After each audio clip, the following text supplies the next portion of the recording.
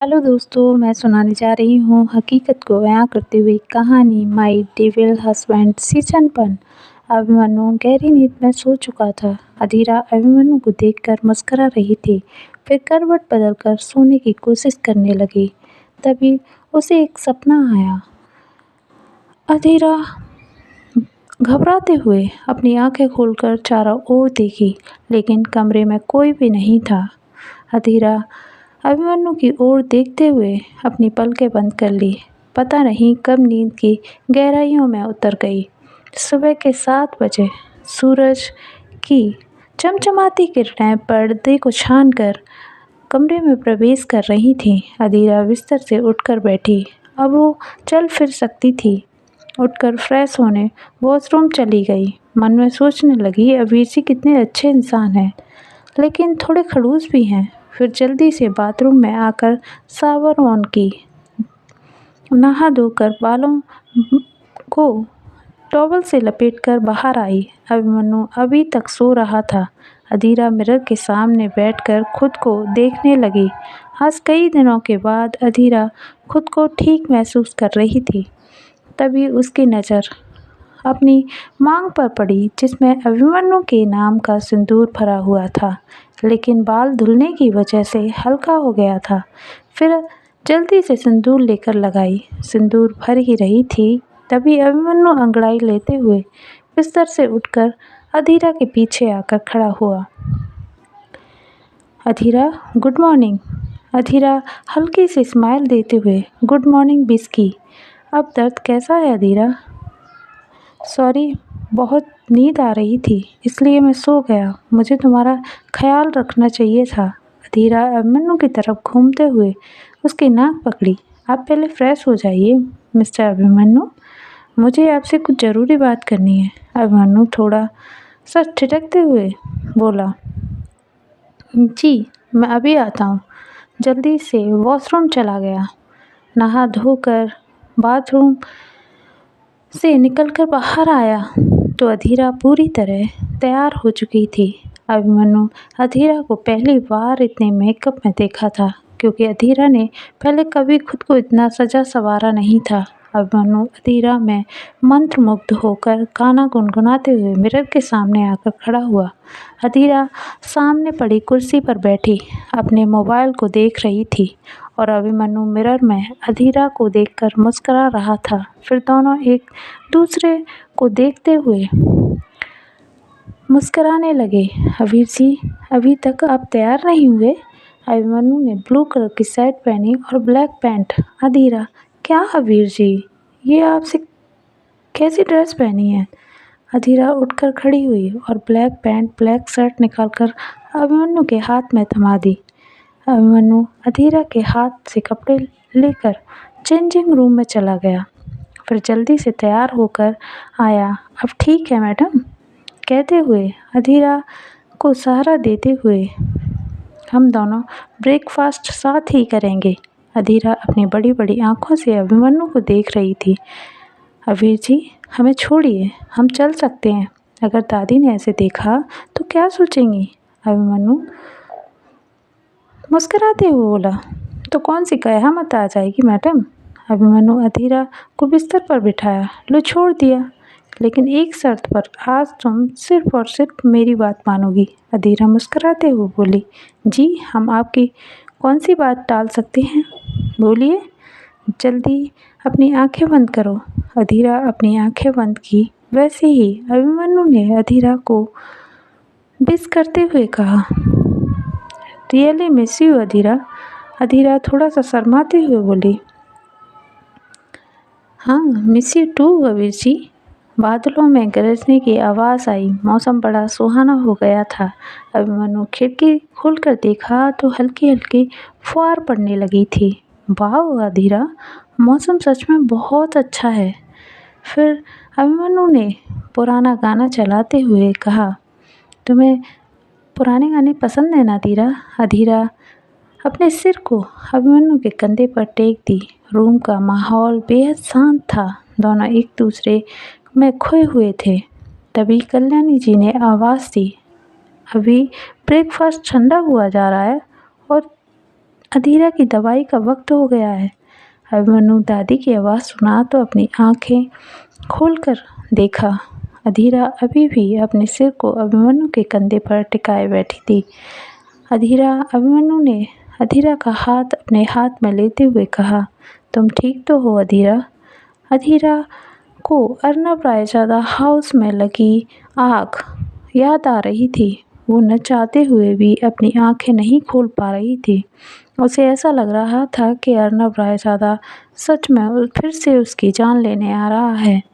अभिमन्यु अधीरा को पकड़कर हिलाया। अधीरा, अधीरा। आंखें डबडबा आईं। पैनिक होते हुए बोली, प्लीज़ अबीर जी, आप हमें कभी छोड़कर मत जाना प्लीज़। बच्चे की तरह अभिमन्यु से चिपक गई। अभिमन्यु अधीरा के सिर पर हाथ रखते हुए, हमारी तरफ देखो अधीरा, क्या हुआ?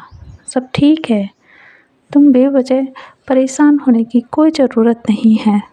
अधीरा गहरी सांस लेते हुए बोली, पता नहीं क्यों अबीर जी, मन में बहुत घबराहट सी हो रही है।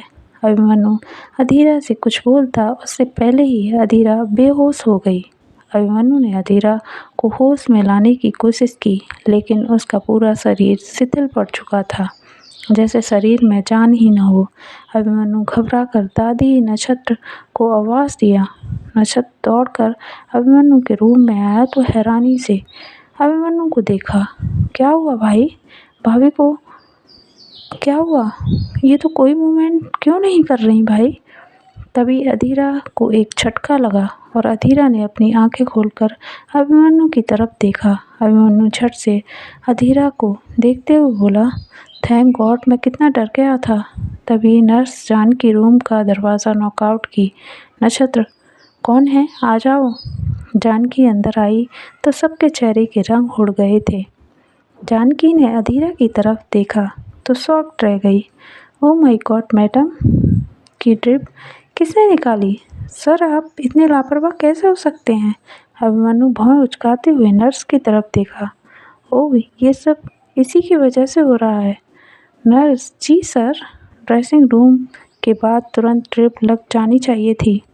फिर वो कितनी कमज़ोर हैं, और आपको पता है ना सर, उनका कितना ब्लड निकल चुका है। अभिमन्यु, सॉरी अधीरा, सॉरी। अपने बिस्तर पर लेटी नर्स सब ठीक करते हुए बोली, आपको इस बेड से हिलने की ज़रूरत नहीं है। अधीरा अपनी आंखें बंद की तो शांताबाई का चेहरा नजर आ रहा था, तो कभी चंचला मौसी का, तो कभी राहुल। अधीरा अभिमन्यु का हाथ पकड़ते हुए बोले, आप कुछ देर मेरे पास बैठिए ना वीर जी, पता नहीं क्यों मुझे अलग अलग चेहरे दिखाई दे रहे हैं।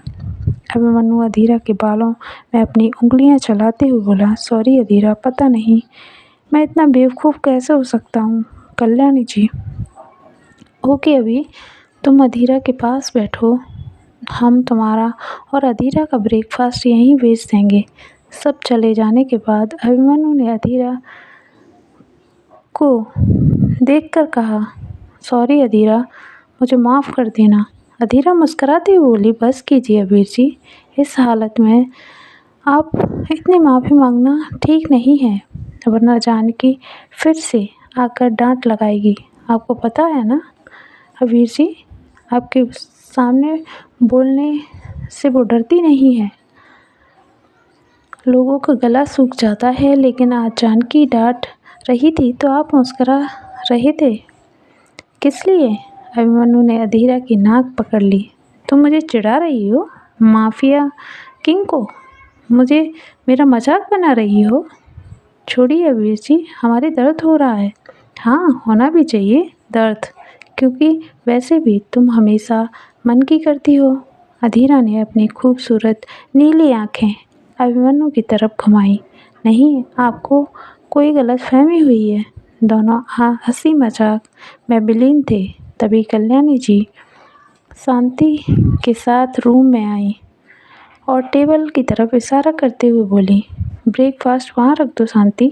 शांति ने ब्रेकफास्ट टेबल पर रखा, बिना इधर उधर देखे बाहर चली गई। कल्याणी जी अधीरा के पास आकर बैठी। कैसी हो अधीरा? अब कैसा फील हो रहा है बेटा? एक साथ कई सवालों के साथ बोली।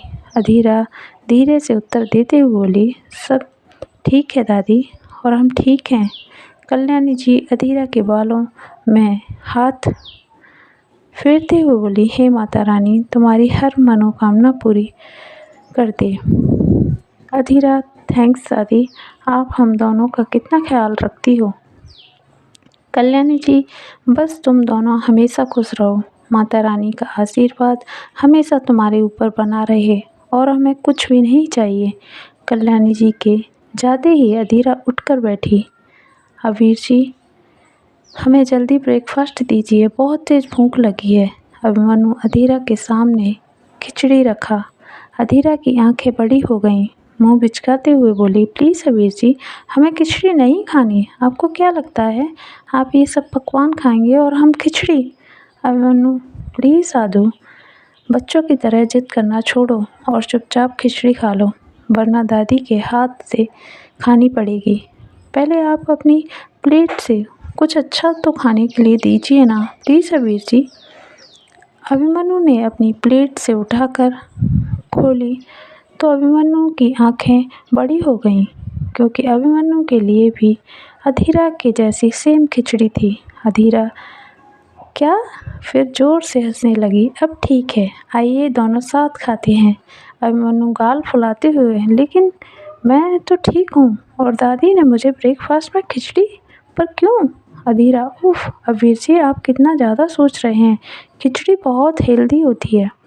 अभिमन्यु अधीरा का खिलखिलाता हुआ चेहरा देखा तो मुस्कुराते हुए बगल में जाकर बैठा। हाँ, अब दोनों खाना खाते हैं। अभिमन्यु के चेहरे पर एक प्यारी सी स्माइल थी, जो अधीरा के दिल को जोर से धड़का रही थी। अधीरा ने जैसे ही खिचड़ी खाई, उसे ठसका लग गया। अधीरा खांसने लगी। अभिमन्यु ने जल्दी से पानी का गिलास उठाया और अधीरा के मुंह से लगाते हुए बोला, क्या अधीरा, तुम कब बड़ी होगी यार? अधीरा थोड़ा सा टेढ़ा मुंह करते हुए बोली, मैं बड़ी होना भी नहीं चाहती अबीर जी, क्योंकि शायद मुझे फिर इस तरह आपका प्यार ना मिले। ये कमबख्त प्यार भी बड़ी बुरी चीज़ होती है ना अबीर जी, बस एक बार हो जाए तो मरते दम तक पीछा नहीं छोड़ती। अभिमन्यु खिचड़ी खत्म किया। अधीरा के हाथ से प्लेट लेते हुए कहा, सी कैसी लगी? तुम्हें अच्छी लगी ना? अधीरा शर्माते हुए अपने चेहरे को ढकी और फिर हंसने लगी। अभिमन्यु टेबल पर प्लेट रखते हुए अधीरा के कान के पास जाकर बोला, हाँ, आज तुम बेहद खूबसूरत लग रही हो। तभी मानव दौड़ता हुआ अंदर आया।